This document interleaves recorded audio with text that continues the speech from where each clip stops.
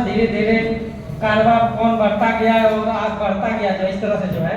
तो हम लोग का जो पाठ मिला था वो था कि समझ के साथ कैसे बच्चा पढ़ेगा जो है, क्या क्या आपकी स्ट्रेटजी होगी, क्या रणनीतियाँ आपकी होंगी। तो जैसा कि हम लोगों ने अपने स्तर से लिख लाया है, जिसमें पहला है कि परिवेशीय भाषा का प्रयोग उसमें किया जाए, क्योंकि बच्चा जिस परिवेश से आता है उस परिवेश के शब्दों को ही नहीं केवल बल्कि तमाम जो चीजें होती है उससे भी वो अवगत होता है और समझ के साथ जानता भी है।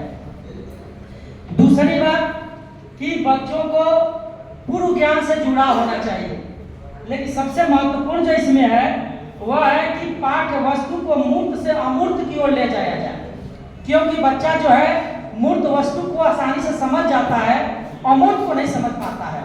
लेकिन हमारा उद्देश्य ये होना चाहिए कि हम मूर्त वस्तु को दिखा करके और उसकी जो समझ है उसको डेवलप करें।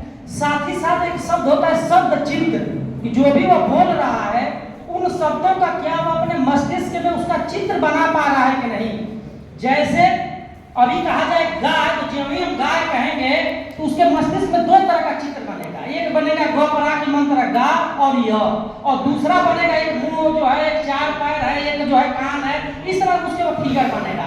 तो जब तक वह शब्दों का चित्र नहीं बना पाता है उसकी समझ डेवलप नहीं हो पाती है। जैसे मैं कहूँ कि मेरा नाम या मैंने एक कंगारू देखा है, तो मैंने देखा ये तो समझ जाएगा, लेकिन कंगारू का जब वो चित्र नहीं देखा है तो उसकी समझ डेवलप नहीं हो पाएगी। इसलिए सबसे जरूरी जो चीज है कि वह शब्दों का उसके सामने चित्र दिखाया जाए। और चित्र इसीलिए हमने देखा है कि कक्षा 1 और 2 में विशेषकर बच्चों को जब भी बताया जाता है तो जैसे जैसे शब्दों को बताया जाता है उसके सामने चित्रों को भी रखा जाता है, पिक्टोरियल मेथड से पढ़ाया जाता है। और जैसे जैसे उसका क्लास बढ़ता जाता है, जैसे जैसे शब्द के चित्र उसके मस्तिष्क में बनने शुरू हो जाते हैं, वैसे वैसे शब्द तो रहता है लेकिन चित्र धीरे धीरे गायब होने लगता है। और 10वीं 12वीं तक जाते जाते चित्र बिल्कुल गायब हो जाते हैं, कारण कि सारे शब्दों का चित्र उसके मस्तिष्क में बन गया है। तो समझ के साथ पढ़ने का आशय यही है कि जो पढ़ रहा है उसका क्या वह चित्र में मस्तिष्क बना पा रहा है कि नहीं बना पा रहा है। क्योंकि मैं ही सब कुछ नहीं कहूँगा, इसलिए हम लोग के बीच में मणि जी है, मणि जी मैं आमंत्रित करूँगा कि आप भी आए अपनी बात करके ना मत करिए।